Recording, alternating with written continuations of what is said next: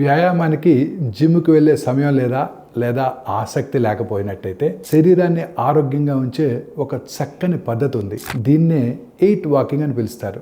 దీనికి infinity walking అనే పేరు కూడా ఉంది. ఇది తమిళ సిద్ధుల నుండి వచ్చిన ప్రాచీన ఆరోగ్య సూత్రం. ఇది సాధారణ నడక కాదండి. మీరు బూట్లు లేకుండా అష్టాకారం అంటే అంకె 8 ఆకారంలో నడవాలి. 15 నిమిషాలు ఒక దిశగా దక్షిణం నుండి ఉత్తరానికి, తర్వాత 15 నిమిషాలు వ్యతిరేక దిశలో నడవాలి. దీన్ని ఉదయం లేదా సాయంత్రం ఖాళీ కడుపుతో చేయడం మంచిది. ఈ నడక వల్ల పాదాల్లోని రిఫ్లెక్స్ పాయింట్స్ ఉత్తేజితం అవుతాయి.